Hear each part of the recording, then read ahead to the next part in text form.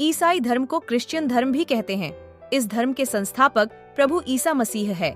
ईसा मसीह को पहले से चले आ रहे प्रॉफिट की परंपरा का एक प्रॉफिट माना जाता है। इब्रानी में उन्हें यीशु, यीशु या येशुआ कहते थे, परंतु अंग्रेजी उच्चारण में यह जेशुआ हो गया। यही जेशुआ बिगड़कर जीसस हो गया।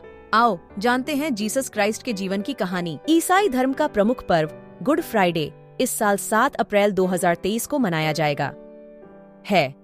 इस दिन को ब्लैक फ्राइडे, होली फ्राइडे क्या ग्रेट फ्राइडे के रूप में भी जाना जाता है। प्रचलित मान्यताओं के अनुसार इस दिन प्रभु यीशु को यातनाएं पहुंचाकर सूली पर चढ़ाया गया था।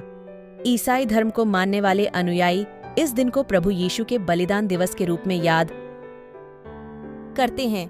ईसा मसीह ईसाई धर्म के संस्थापक माने जाते हैं। उन्होंने कभी यह नहीं कहा कि वह कोई देवता है, लेकिन उन्होंने मानव सेवा के कल्याण में अपना सारा जीवन व्यतीत किया। आज जानेंगे कौन थे ईसा मसीह, कब और कहां हुआ था जन्म।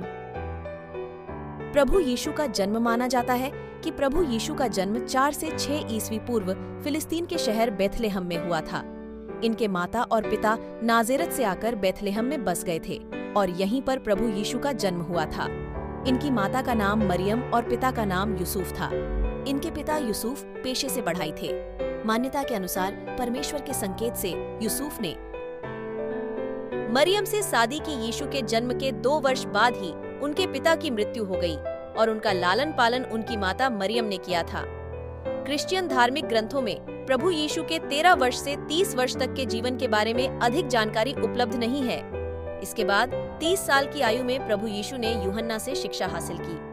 इसके बाद धर्म की स्थापना में जुट गए प्रभु यीशु के लिए लोगों के मन में बढ़ते हुए प्रेम को देखकर अंधविश्वास फैलाने वाले धार्मिक कट्टरपंथियों ने उनका पुरजोर विरोध किया, जिसके कारण यहूदी राजा पोंटियस ने प्रभु यीशु को रोकने के लिए सभी तरह के जतन किए, लेकिन इससे वे जरा भी विचलित नहीं हुए और धर्म का प्रचार करते रहे। राजा पोंटियस को डर था कि अगर वह प्रभु यीशु को नहीं रोकते हैं तो यहूदी क्रांति कर सकते हैं। इसके लिए प्रभु यीशु को मृत्युदंड की सजा दी गई। सजा के तौर पर प्रभु यीशु को सूली पर चढ़ाया गया। उस दिन फ्राइडे था।